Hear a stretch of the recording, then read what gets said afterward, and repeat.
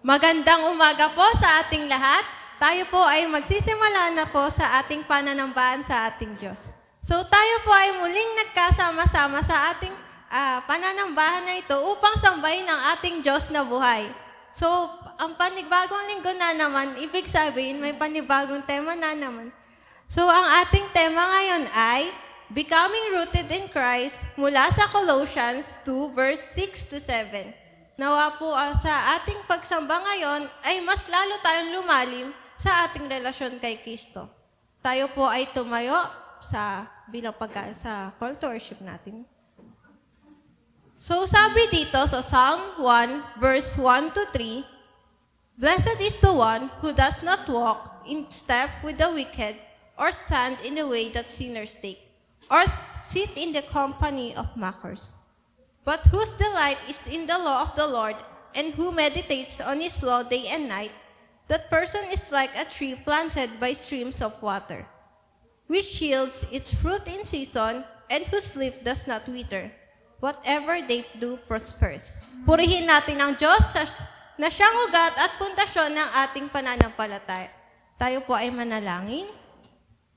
Aming Ama na makapangyarihan sa lahat, kami po ay lumalapit sa inyo ngayong umaga na may pusong mapakumbaba at puspos ng pasasalamat. Salamat po sa panibagong araw sa buhay na ito at sa pagkakataong na kami ay muling nagkatipon-tipon upang sampahin kayo. Panginoon, dinadalangin po namin na kayo ay manguna at kumilos sa buong pagsamba. Linisin niyo po ang aming puso at isipan mula sa anumang alalahanin at kasalanan na maaaring humadlang sa aming pakikinig at pagtugon sa iyong salita. Tionon niyo ang aming puso sa inyo lamang. Nais po naming maranasan ang presensya ninyo sa aming kaligitnaan. Hinihiling po namin ang paggabay ng banal na Espiritu mula sa aming pag-awit, pakikinig sa salita mo, pagbibigay hanggang sa pagdalos namin sa banal na hapunan. Ang lahat ng ito ay aming itinataas sa pangalan ni Jesus na aming Panginoon at tagapagligtas. Amen. So ngayon po ay dadako na tayo sa ating pananambahan sa Panginoong Jesus. Are you ready to praise the Lord? Amen? Amen. Hallelujah.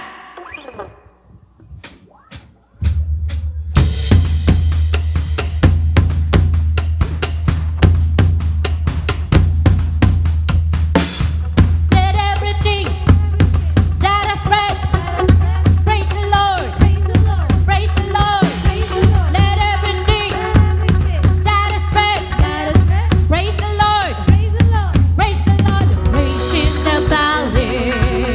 Praise in the mountain.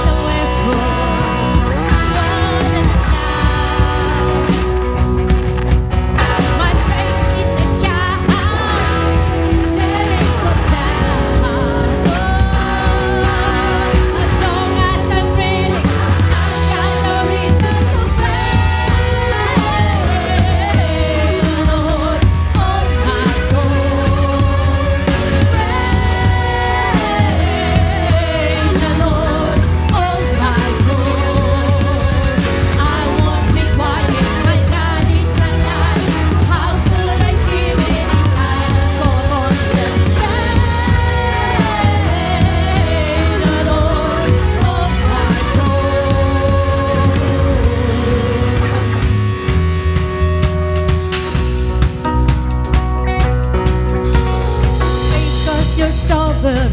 Praise 'cause you reign. Praise 'cause you rose and defeated the grave. I'll praise 'cause you're faithful. Praise 'cause you're true. Praise 'cause there's nobody greater than you. I'll praise 'cause you're so good. Praise 'cause you reign. Praise 'cause you rose and defeated the grave. I'll praise 'cause you're faithful. Praise 'cause you're true. Praise 'cause there's nobody greater than you. Praise the Lord, oh my soul. Praise the Lord, oh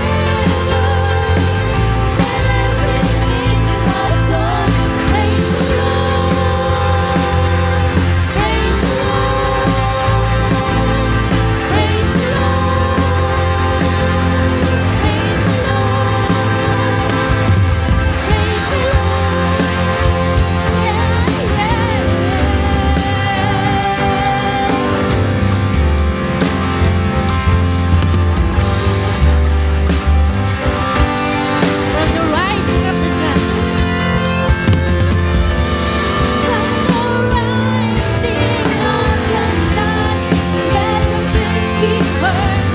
From the east to the west, and the north to south. From the rising of the sun, let the praise be heard. From the east to the west, and the north to south. Let everything that has breath praise the Lord forever. Let everything that's on praise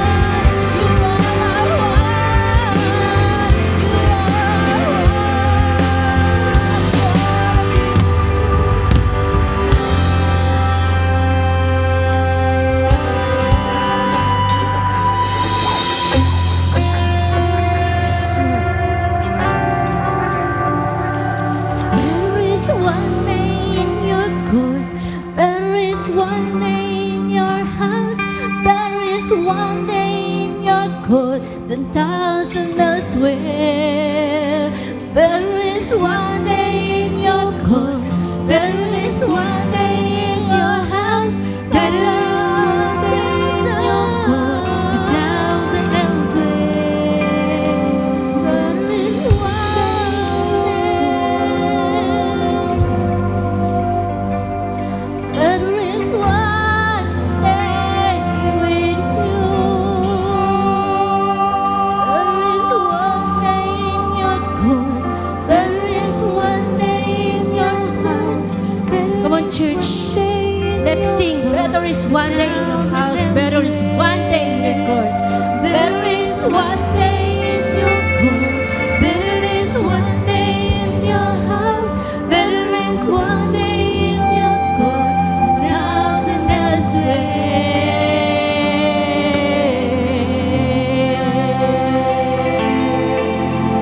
Lord, this is our faith.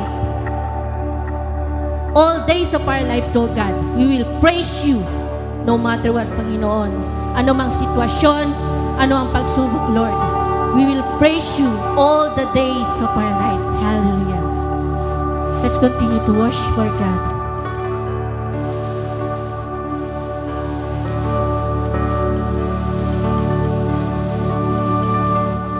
Rise is my foundation, the rock on which I stand when everything around is shaking.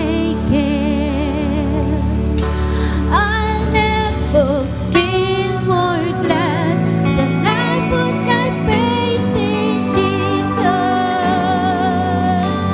He never let me down. He's faithful through all generations. So why would he fail now? He won't. He won't. I still got joy in chaos. I get peace that makes no sense, so I won't be going under. I'm not held by strength. I give my life for Jesus. He never let me down. He's faithful in every season. So why would he fail now? He won't. He won't. He won't fail. He won't fail. Christ is my firm foundation, the rock on which I stand when everything around me is shaking.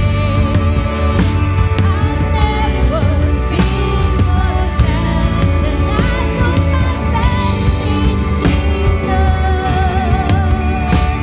He never let me down. He's faithful through generations. So why would he fail now? He won't. He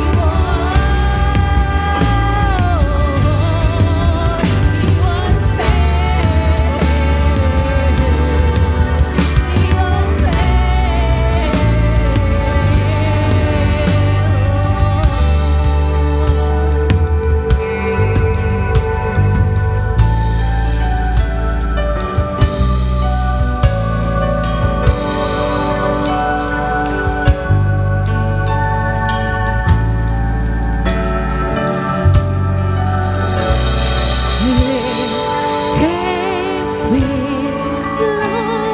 my house was built on you, and I say with you, I'm gonna make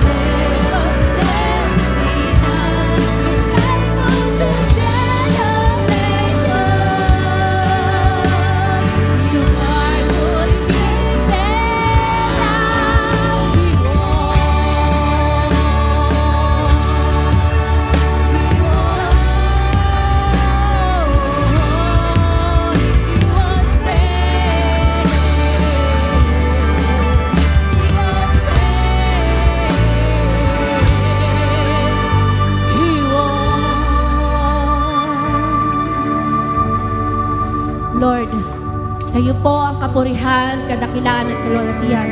At ang lahat ng aming inawit ay para sa inyo lamang, Lord. Para sa inyong kaluwalhatian, Lord God. At ang lahat ng anak ng Diyos ay magsabing, Amen! Hallelujah! Praise the Lord! Praise the Lord! Maraming salamat, praise and worship team. Tayo na po ay dadako sa ating scripture reading.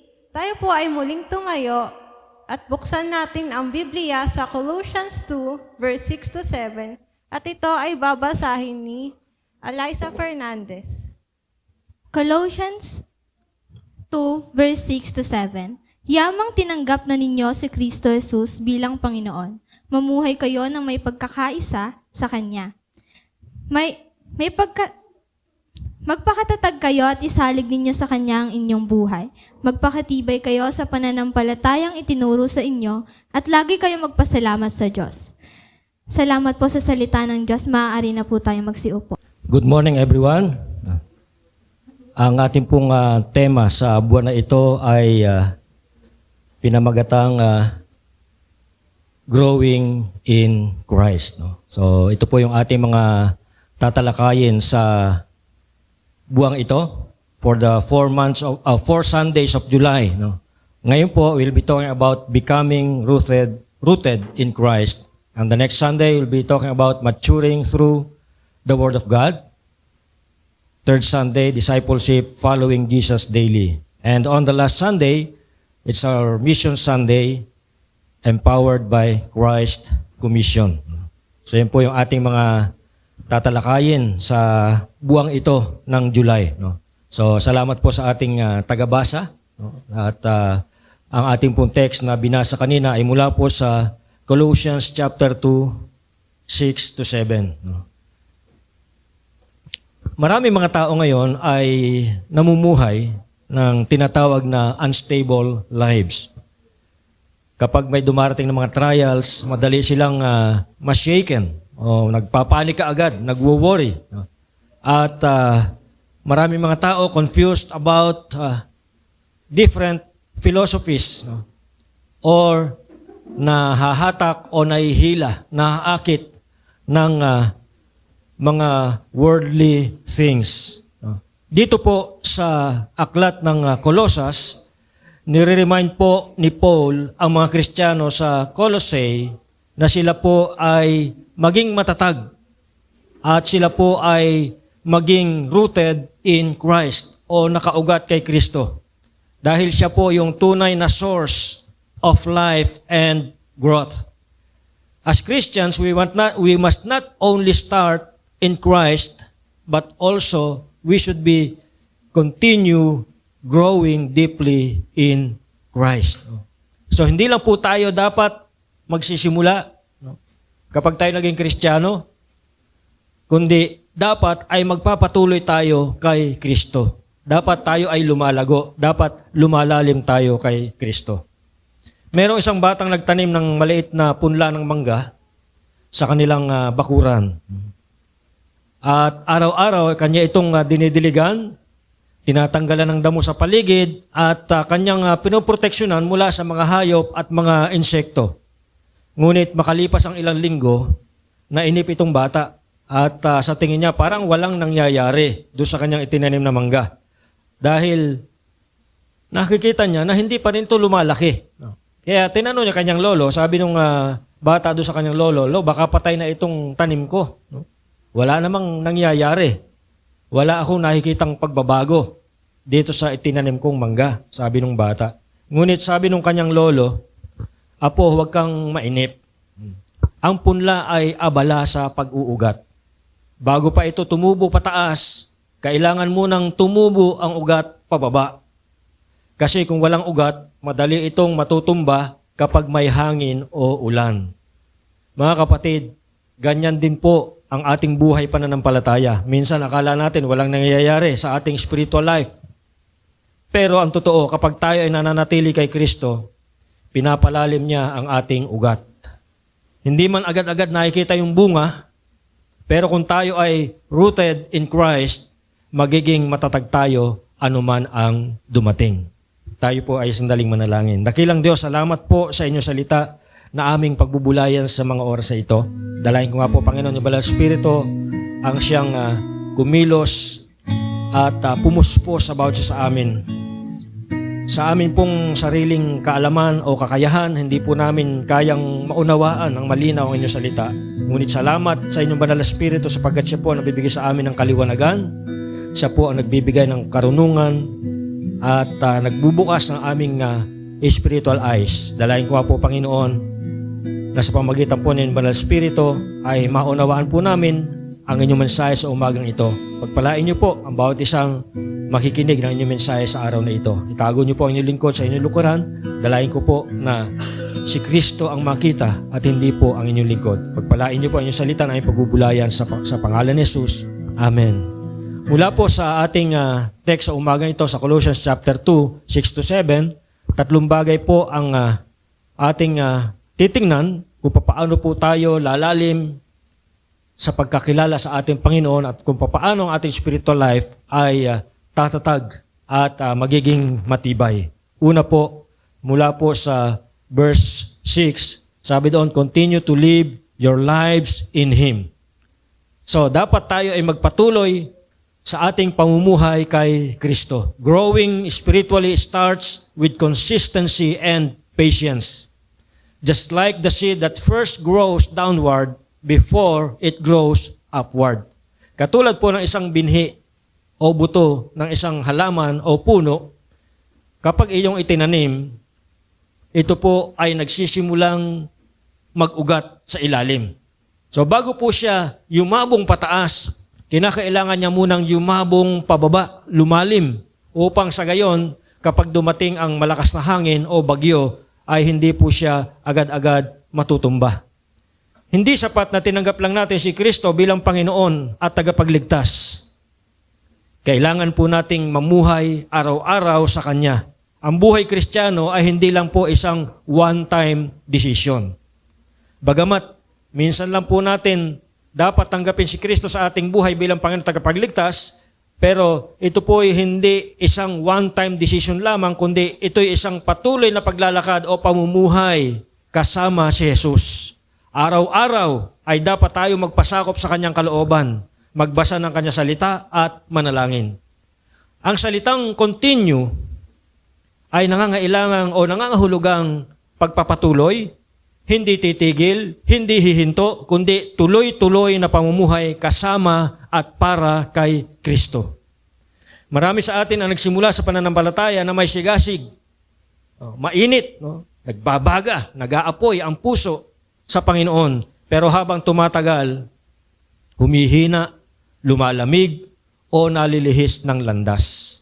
Kaya po ang paalala ni Paul sa atin sa umagang ito, kung papaano nating tinanggap si Jesus bilang Panginoon, dapat ay patuloy tayong mamuhay sa Kanya.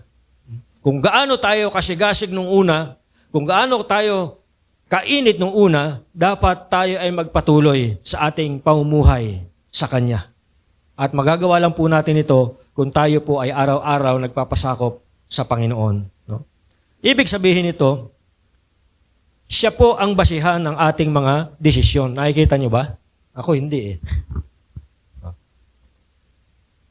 So, ito po yung ibig sabihin nito, na dapat tayo mamuhay o patuloy na mamuhay sa Panginoon. Sa araw-araw, sa lahat ng ating desisyon, dapat siya po ang ating basihan. Siya po ang ating sinasangguni. Siya po ang ating tinatanong.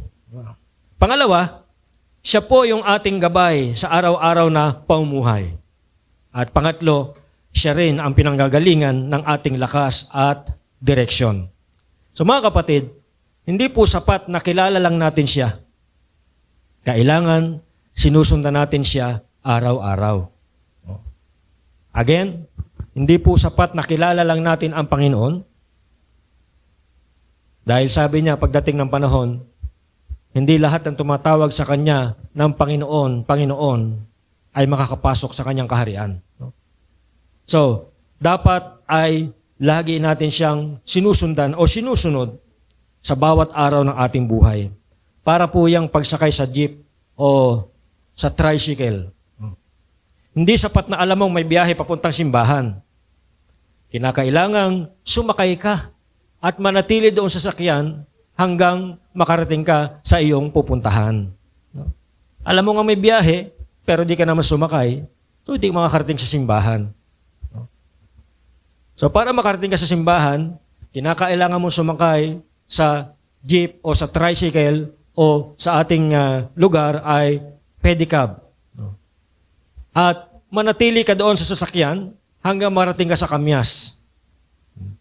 Dahil nandoon yung simbahan. No? So, ganun din po ang pagsunod kay Kristo. Ganun din po yung Christian life. Hindi lang po ito one-time acceptance, kundi araw-araw na pagsunod kay Kristo. Para po itong isang taong sumali sa marathon. Hindi siya pwedeng tumigil pagkatapos ng unang kilometro. Kinakailangan nang magpatuloy hanggang doon sa dulo, hanggang doon sa finish line.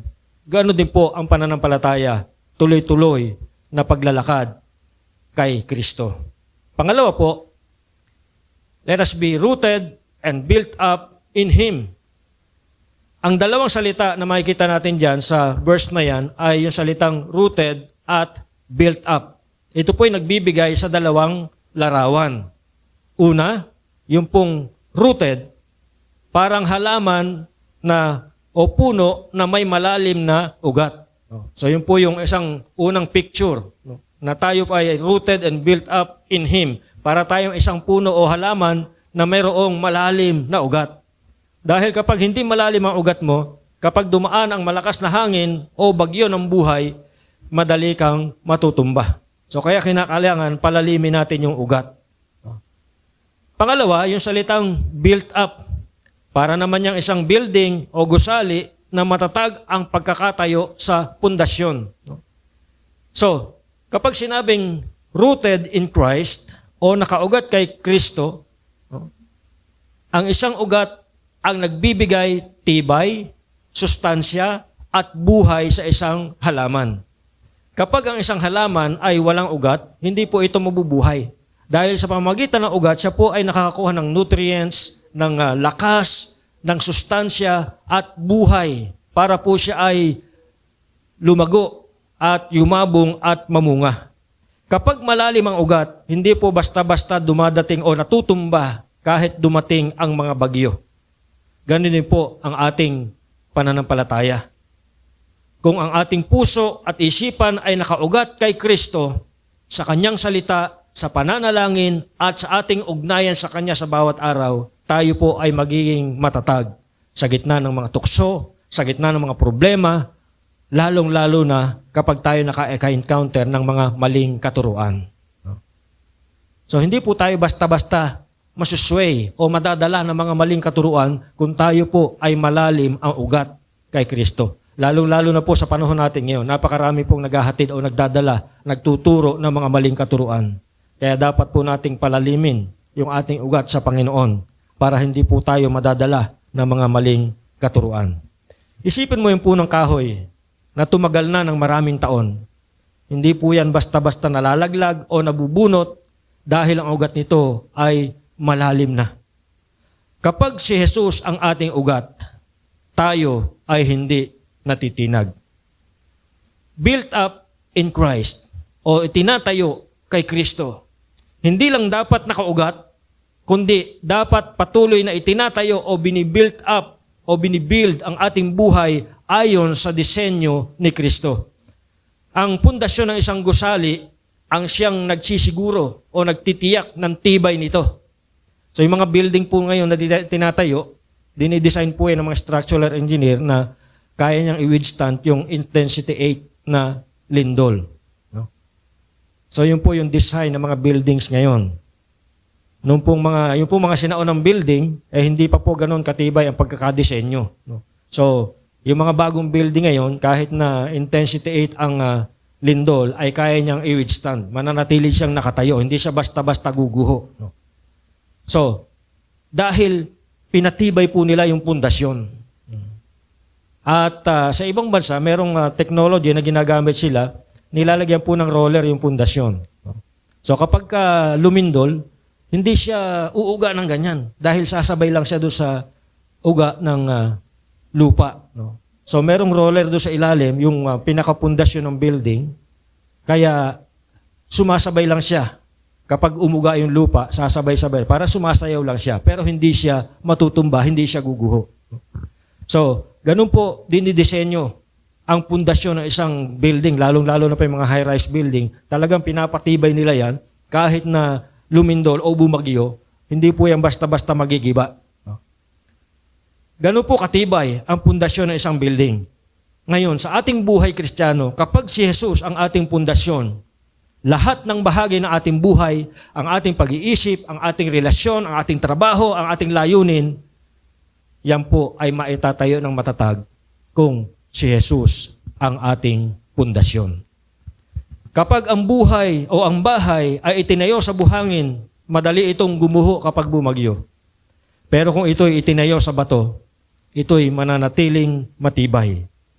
Si Jesus ang bato ng ating pananampalataya. Kaya matibay ang ating buhay, Kristiyano, kung si Jesus ang ating pundasyon. Kung tayo ay malalim ang ating pagkaugat sa Kanya. Ang tanong ngayon, kanino o saan nakaugat ang iyong puso? Ano ang pundasyon ng iyong buhay? Kung hindi si Kristo, ang pundasyon ng iyong buhay, kung hindi sa Kanya nakaugat ang iyong puso, darating ang panahon na ikaw ay matitinag. Pero kung siya ang ugat at pundasyon ng iyong buhay, magiging matatag ka hanggang wakas. Pangatlo po, sabi diyan, be strengthened in faith and overflowing with thankfulness. Strengthened in the faith as you were taught and overflowing with thankfulness. Ano ba ang ibig sabihin ng strengthened in faith o pinalalakas sa pananampalataya? Ang pananampalataya ay parang kalamnan o parang yung mga muscles natin. No? Lumalakas ito kapag ginagamit at pinapalago. So kapag nag-exercise ka, kapag ine-exercise mo yung mga muscles sa katawan, lumalakas yan. Pero subukan mo mahiga ka lang ng 1 taon, next year, di ka na makakalakad talaga. Dahil kapag hindi ginagamit yung ating mga muscles, humihina ng humihina yan. So kapag hindi mo nilakad yung mga paa at binti, darating ang panahon, mga ilang buwan lang, hindi ka na makakalakad talaga. No? So kaya, dapat ine-exercise natin yung ating mga muscles para hindi humina.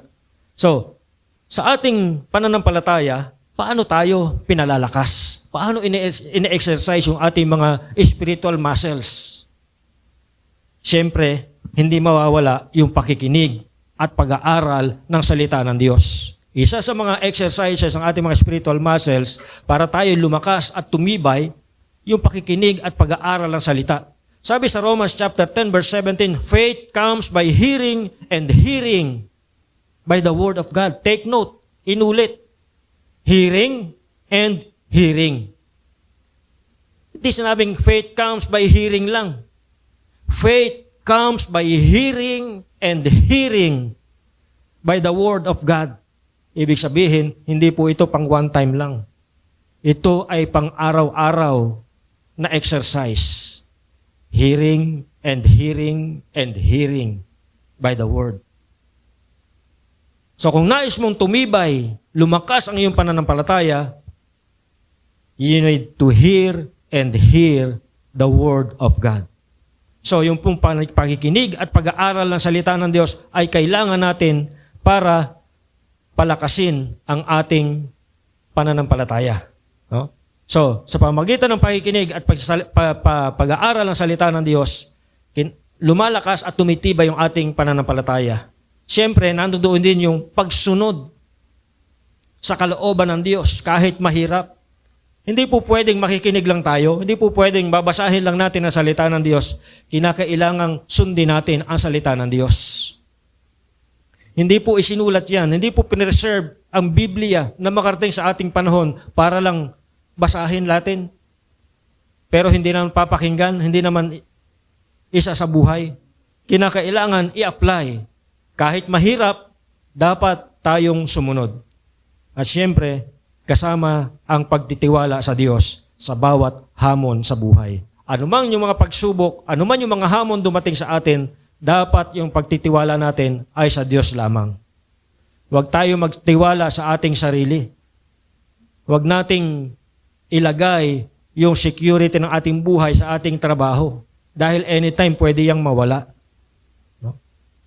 Ang Diyos lamang ang tanging security ng ating buhay na hindi matitinag, hindi mawawala. Talo mo pa yung nakasandal sa pader kapag sa Diyos ka sumandal. No? Habang tayo tinuturuan at itinatama ng salita ng Diyos, tumitibay ang ating pananampalataya at nagiging matatag ang ating paninindigan.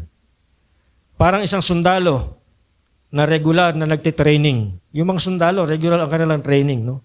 Tuloy-tuloy ang kanilang training. Yung mga professionals, tuloy-tuloy yung kanilang pag-aaral. Meron tinatawag na CPE or Continuous Professional Education. Ang mga pastors ng Kamakop, merong ASEP, Alliance Continuing Education Program.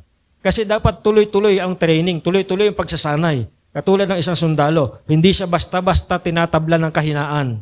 Kasi kapag wala silang gyera na nilalabanan, sila po ay nagtitraining. No? Kaya hindi sila basta-basta tinatabla ng kahinaan. Ganon din tayo mga kapatid. Kinakailangan palagi tayong pinapalakas ng salita ng Diyos. At kapag tayo ay pinapalakas ng salita ng Diyos, hindi tayo basta-basta matitinag ng anumang dumating sa ating buhay ng mga pagsubok, problema o krisis. Dahil sa pagharap natin sa mga ito, tayo ay matatag at matibay ang ating pananampalataya dahil sa salita ng Diyos. So, kinakailangan nating pag-aralan, pakinggan, kinakailangan nating sundin ang kalooban ng Diyos, at kinakailangan magtiwala tayo sa Diyos sa lahat ng ating kinakaharap. No? So, pinalalakas ang ating pananampalataya, and then, sabi diyan, overflowing with thankfulness or umaapaw sa pasasalamat. Dapat para tayong isang tumbang punong-puno ng tubig na kapag nabunggo mo, liligwak ang tubig. Kapag walang laman, walang liligwak.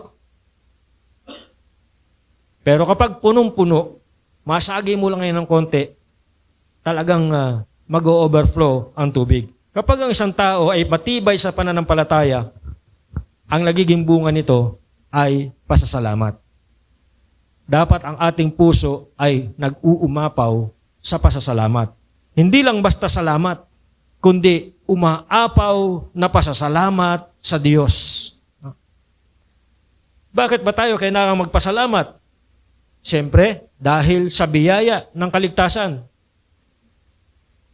Ang ating kaligtasan ay dahil sa biyaya ng Diyos, hindi sa ating sariling gawa, hindi sa ating kabutihan, hindi dahil mabait tayong tao, naligtas tayo dahil sa biyaya. And that's napakagandang reason tayo ay magpasalamat sa Diyos. Dahil sa kabutihan niya araw-araw, pinasasalamatan ba natin siya sa kanyang kabutihan? Napakabuti ang Diyos at yan ay patuloy nating nararanasan araw-araw. Di ba? Maraming tao natulog nung gabi, hindi na nagising kinabukasan. Yung iba naman, paggising niya, merong malubhang karamdaman. Pero tayo, natulog tayo kagabi, paggising natin, malakas tayo. Kaya nga nandito tayo ngayon, di ba? Wala tayong, bagamat may nararamdamang masasakit, lalong-lalo na may mga edad na, no? Pero hindi tayo pinababayaan ng Diyos na maratay sa banig ng karamdaman. Yes, nagkakaroon tayo ng karamdaman from time to time, but God is our healer. No? So kaya, isang kabuti o isang dapat pasalamat natin sa Diyos ay yung kabutihan niya. Paggising natin, meron tayong almusal. Diba? Yung iba, kinakailangan pa maghalongkat sa basura para makakain. Pero tayo, bubuksan na lang natin yung kaldero, sasandukin, andyan na. Salamat sa Diyos, napakabuti niya. Dapat tayong magpasalamat sa Diyos dahil kahit sa gitna ng mga pagsubok, kasama natin siya. Hindi niya tayo iniiwanan. Yan yung kanyang pangako, I will never leave you nor forsake you. At lagi niyang pinapatunayan yan Kahit anong harapin natin sa ating buhay, kasama natin siya. Ang isang pusong mapagpasalamat ay hindi mapagreklamo. Hindi nakatingin sa kakulangan, hindi hinahanap yung wala, kundi ang kanyang paningin ay nakafocus sa kabuuan ng kabutihan ng Diyos.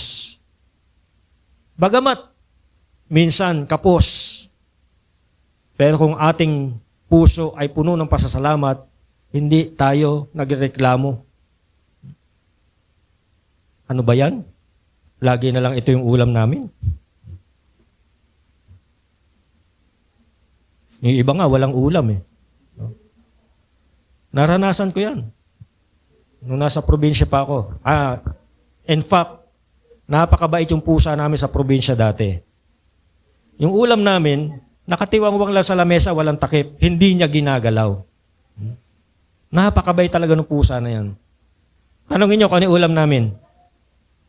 Kaya hindi ginagalaw ng pusa. Ang ulam namin ay asin. Hindi talaga niya gagalawin. No? Happy birthday!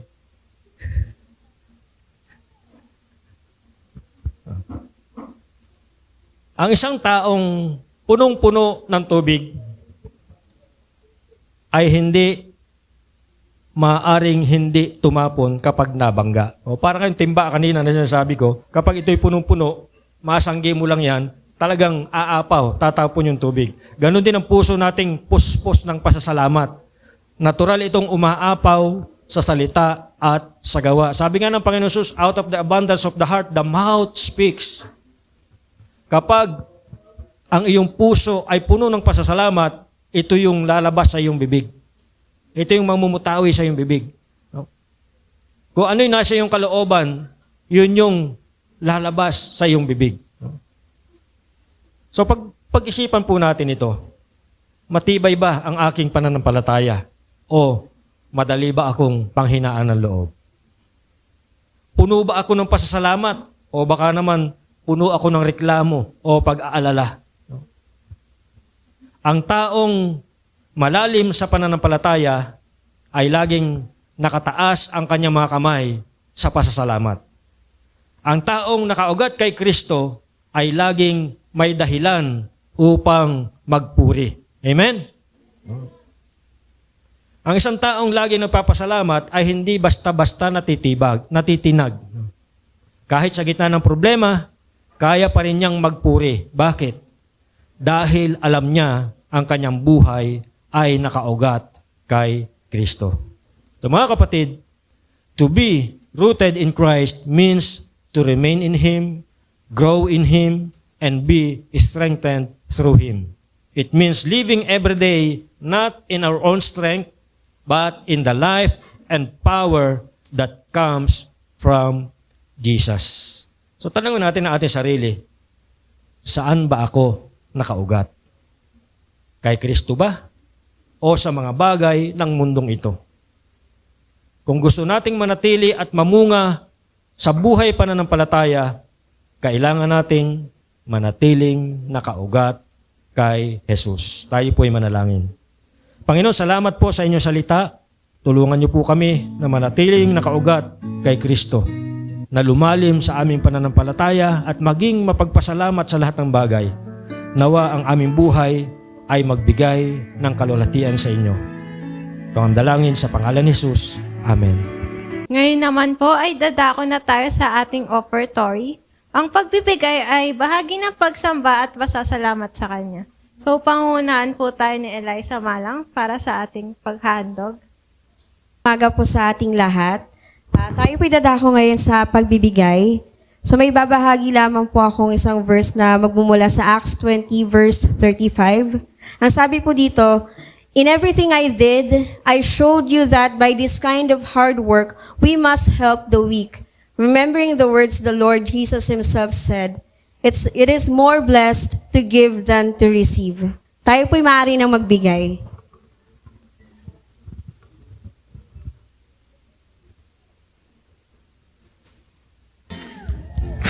One of the best ways that we can prove that we love the Lord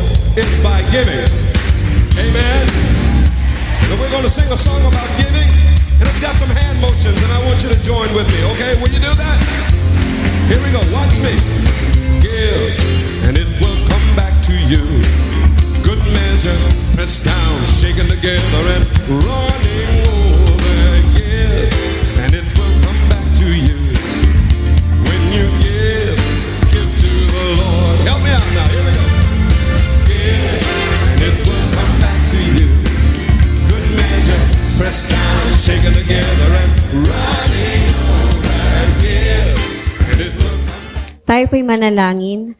Dakilang Diyos, maraming salamat sa araw na ito na ipinagkaloob mo sa bawat lahat.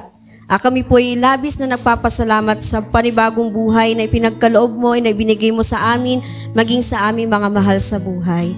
Lord God, we thank you sa malakas na pangangatawan na meron kami sa araw-araw at dalangin namin na patuloy mo kaming biyayaan ng lakas sa mga darating pa na araw, Lord God, sa aming pagpasok sa trabaho, sa school, o kahit saan, Panginoon, dalangin din namin ay pag-iingat na nanggagaling sa iyo.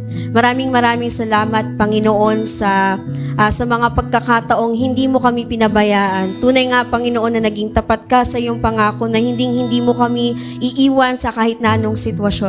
And Lord God, itong mga ikapo na ito, Lord God, ay tinataas namin sa inyo. Dalangin namin na nagalak ka, Panginoon, sa pusong bukas sa loob na nagbigay, Panginoon. Lord God, ipagpalain niyo po ang bawat isa. And we pray, Lord God, na malayo po ang marating nito para po sa ikalalago ng iyong bahay-sambahan. And Lord God, we thank you and we love you. In Jesus' name we pray. Amen. Tayo po ay muling tumayo at patuloy nating sambahin ang ating Panginoon through the song before the communion sa panguna po ng ating worship team. Salamat sa mapagpalang araw na ito at salamat din sa mensaheng ipinagkaloob sa atin ng ating pastor. Tunay nga na tayo ay dapat na magpalago sa presensya ng ating Diyos at tayo ay talagang magkaroon ng mas matibay na pundasyon sa Kanya upang tayo ay patuloy rin na manahan sa piling ng ating Panginoon at umayon sa kalooban niya. Ngayon po, tayo po ay sama-samang umawit. Tayo po'y muling magpasalamat at alalahanin ang dugong tumigis sa krus ng Kalbaryo at alalahanin ang buhay na ipinagkaloob sa atin ng Panginoon. Hallelujah.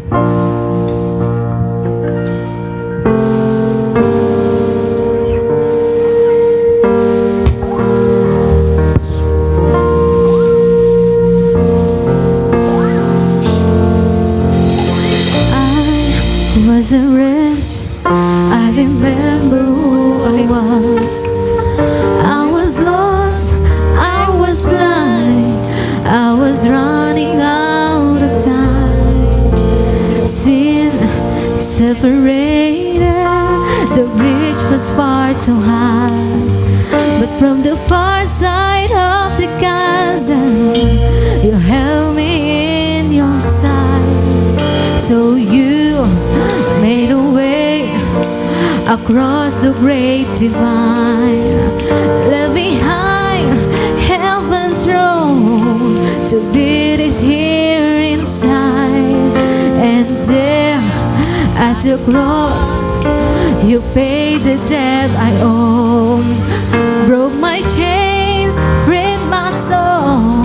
For the first time I had hope. Thank you, Jesus, for the blood of life. Thank you, Jesus, it has washed me white. Thank you, Jesus, you have saved my life. Brought me from the darkness into glorious light. Hallelujah.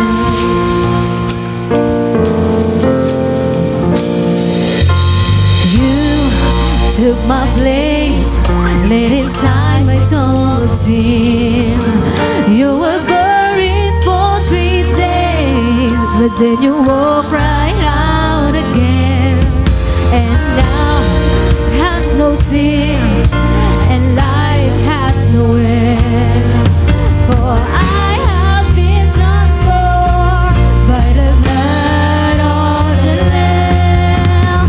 Thank you, Jesus, for the blood of life.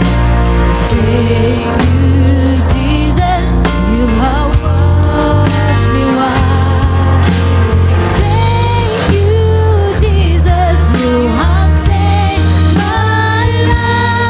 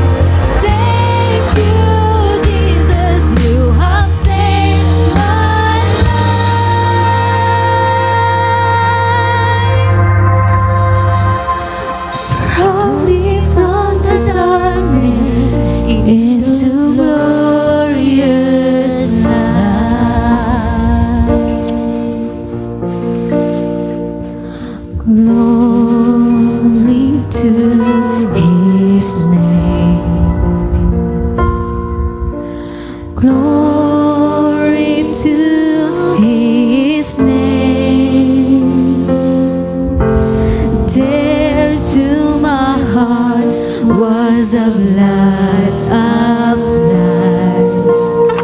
Glory to His name. Hallelujah. Thank you po, Praise and Worship Team, sa pag-lead sa atin. Tayo po ngayon ay dadako na sa ating Holy Communion.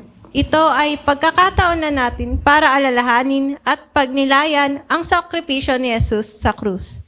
Tatawagin ko po si Pastor Rafi Malang to officiate the communion service. At tinatawag ko din po si Eliza Fernandez para sa ating scripture reading na susundan ni Pastor Rafi Malang. Para naman po sa ating communion, ihanda po natin ang ating mga puso at isipan.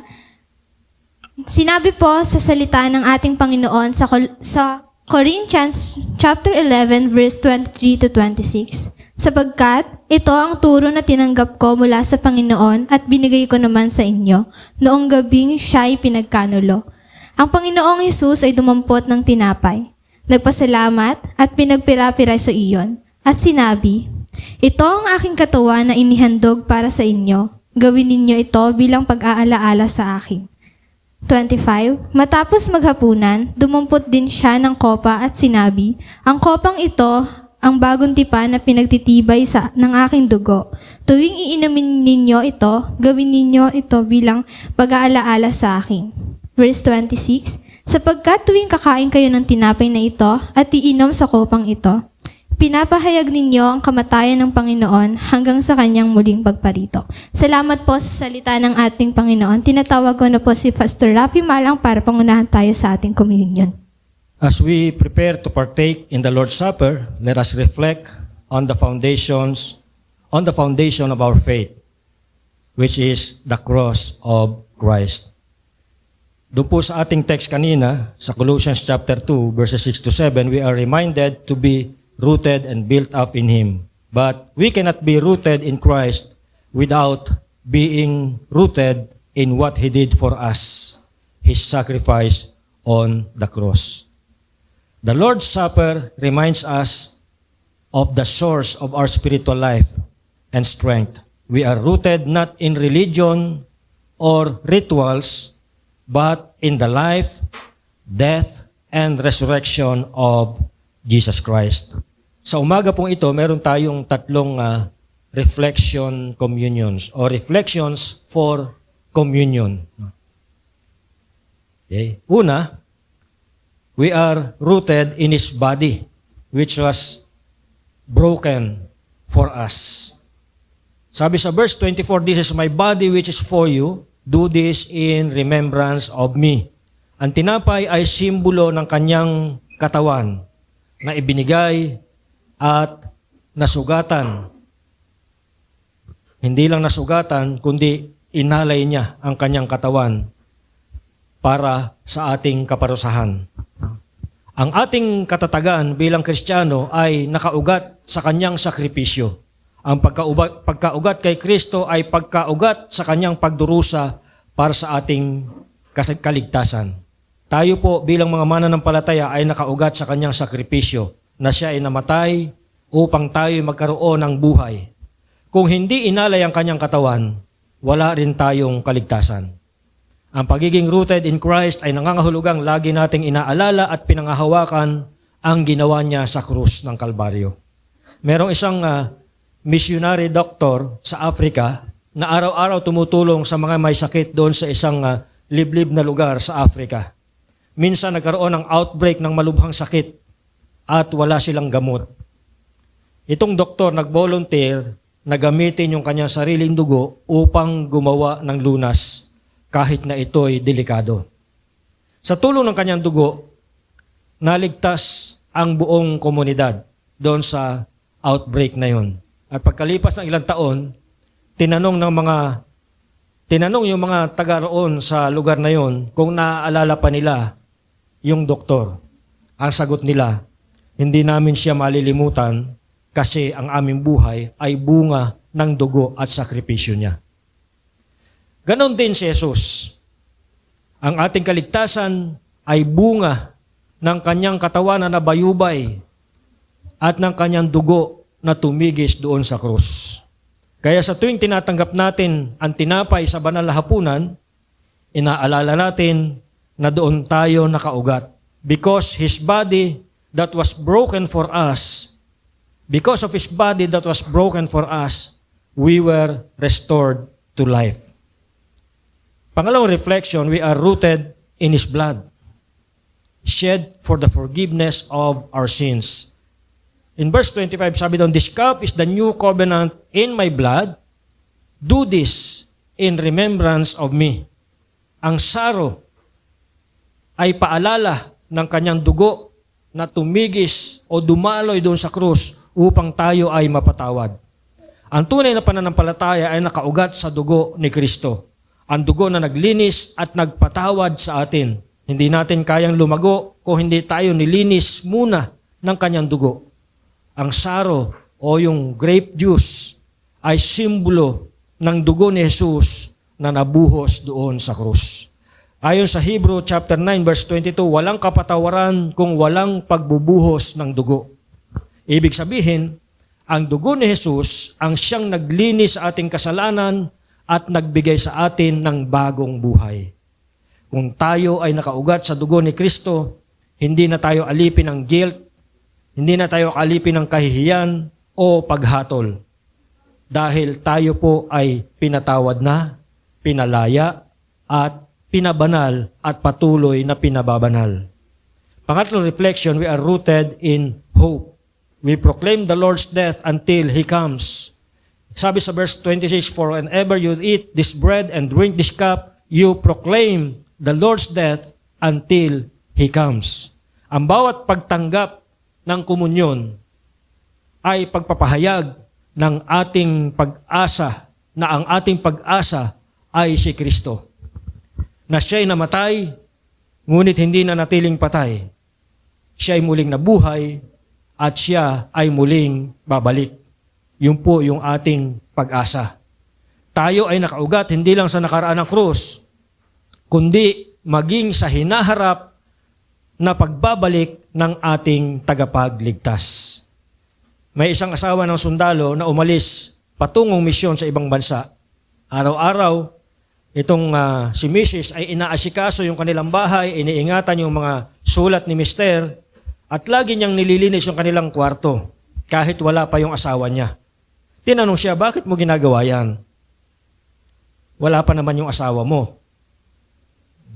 Ang sagot niya ay ganito, "Dahil ginagawa ko ito araw-araw, dahil alam ko na babalik siya. At gusto kong maging handa anong araw man siya bumalik." Ganon din po tayo bilang mga Kristiyano. Ganon po tayo bilang isang iglesia. Tayo inaanyayahang mamuhay na may pag-asa sa pagbabalik ni Kristo. Ang ugat ng ating katapatan ay ang katiyakan na siya'y darating muli para sa atin. Tuwing tayo ay nagko-communion, hindi lang natin siya inaalala, kundi inaasahan din natin yung kanyang muling pagbabalik. Habang tinatanggap natin yung banal na komunyon, pinapahayag natin yung ating pag-asa na siya ay muling babalik. Mga kapatid, habang tayo lumalalim sa ating buhay Kristiyano, huwag nating kalimutan kung saan ito nagsimula. Ang lahat ng ito ay nagsimula sa krus ng Kalbaryo. Doon tayo nag-ugat. Doon nagsimula ang ating buhay. At doon tayo dapat laging bumabalik. So, as we partake the Lord's Supper, remember, we are rooted in His body, broken for us. We are rooted in His blood, shed for our forgiveness. And we are rooted in hope that He is coming again. Pero bago po tayo tumanggap ng banal na komunyon, merong paalala si Apostol Paul sa 1 Corinthians chapter 11 verse 28. Ang sabi niya, "Let a person examine himself then, and so eat of the bread and drink of the cup." So bago po natin tanggapin ang tinapay at katas ng ubas, suriin po natin ang ating puso. Tayo ba ay malinis ang ating puso? Sa pagtanggap po natin ng banal na komunyon, marapat lamang po na malinis ang ating puso sa pagharap sa Panginoon. So kaya kung meron man pong mga kasalanan na hindi pa natin na i-confess sa Panginoon, this is the time na we can confess so that sa pagharap natin sa Panginoon, sa pagtanggap natin ng banal na komunyon, tayo po ay malinis ang ating puso at ginagawa natin ito sa kaparaan ng karapat-dapat. Suriin natin ang ating puso. Una, malinis ba ang ating puso? Pangalawa, tayo ba ay namumuhay na nakaugat kay Kristo? O tayo ba ay unti-unti nang napapalayo? Kung tayo po ay unti-unting napapalayo, dapat po tayong unti-unti ring lumapit muli sa Panginoon. So sa pagkakataon pong ito, magkaroon po tayo ng panahon na kung saan ay mag-reflect at examine natin ang ating mga puso. Kung mayroong mga karumihan na dapat nating ihingi ng kapatawaran sa Panginoon, ihingi natin ito ng tawad at tayo po ay lilinisin niya. Sabi niya, ang kanyang pangako, if we confess our sins, He is faithful and just to forgive us and cleanse us from all unrighteousness. So let us pray. Manalangin po tayo ng panalangin ng pangungupisal at hayaan natin ang Banal Espiritu ang siyang magsaliksik sa ating mga puso. At kung mayroong makarumihan dito, ito ay ipahayag niya sa atin at ito ay ating ipahayag naman sa Panginoon at ihingi ng kapatawaran. Tayo po'y manalangin. Dakilang Diyos, sa mga oras na ito, kami po'y lumalapit sa inyo na may kababaang loob. Batid niyo po ang aming mga puso. Nakikita niyo po ang aming iniisip. Alam niyo po ang aming kalooban, Panginoon. At wala po kaming maitatago sa inyo. Sa aming pong pagtanggap ng banal na komunyon, nais po namin, Panginoon, na ito'y tanggapin namin sa karapat-dapat na kaparaanan. Kaya sa mga oras na ito, bago po kami tumanggap ng komunyon, Panginoon, lumalapit kami sa inyo, binubuksan namin aming mga puso na kung meron nga mong karumihan dito, ito po ay inyong pakalinisin, Panginoon. Patawarin niyo po kami kung meron po kaming ginawa, sinabi, o inisip na hindi kalugod-lugod sa inyo at dahil dito kami po nagkasala. Pakalinisin niyo nga po kami sa lahat ng karumihan, katulad ng inyong pinapangako sa inyong salita, na kung kami po ay magpapahayag ng aming mga kasalanan, kami po ay inyong lilinisin sa lahat ng karumihan.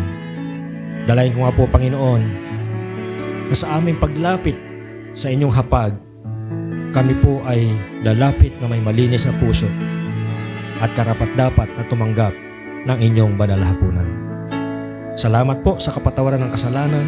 Salamat po sa inyong banal na Espiritu. Muli nyo nga po kaming puspusin ng inyong banal na Espiritu at kayo po ang muling mag-take over at mag-control ng aming buhay. At kayo po ang maging hari ng aming puso. Salamat po itong dalangin sa pangalan ni Jesus. Amen.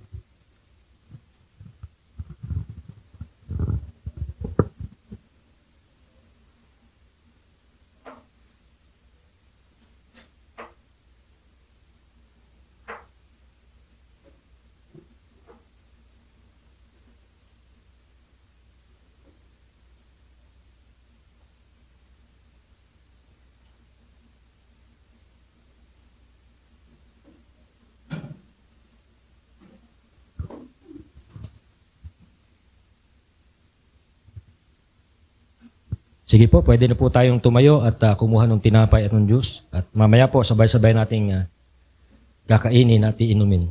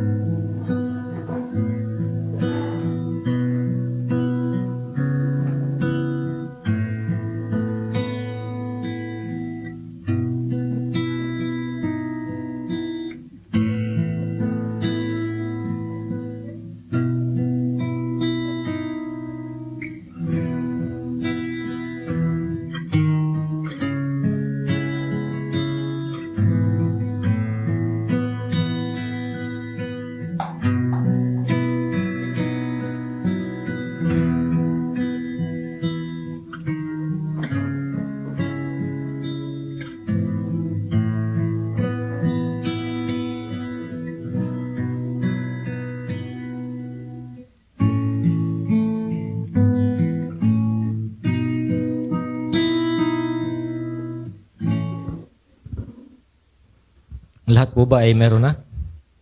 Po, tayo po tumayo. Ito ang aral na tinanggap ko sa Panginoon at ibinibigay ko naman sa inyo. Ang Panginoong Jesus, nung gabi siya ay ipagkanulo, ay dumampot ng tinapay, nagpasalamat at pinagpirapersa ito at sinabi, ito ang aking katawan na niyahandog para sa inyo. Gawin ninyo ito bilang pag-alaala sa akin. Tanggapin po natin lahat ang simbolo ng katawan ni Kristo.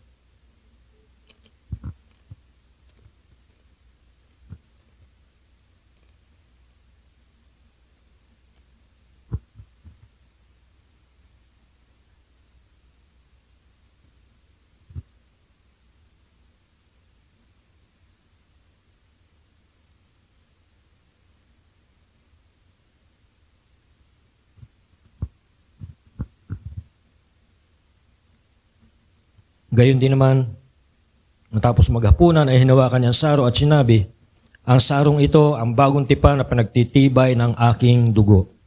Tuwing iinumin ninyo ito, gawin ninyo bilang pag-alaala sa akin. Sapagkat tuwing kakain kayo ng tinapay na ito at iinom sa sarong ito, ay ipinahayag ninyo ang kamatayan ng Panginoon hanggang sa muling pagparito niya. Tanggapin po natin lahat ang simbolo ng katawan ng dugo ni Kristo.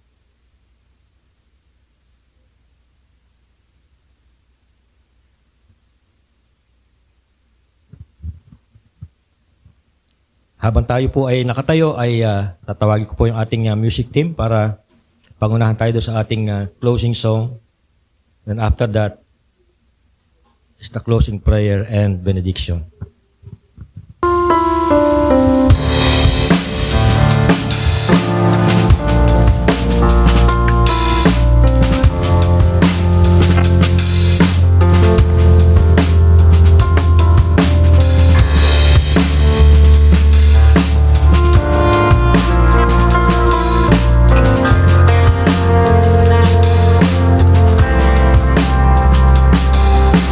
Christ is my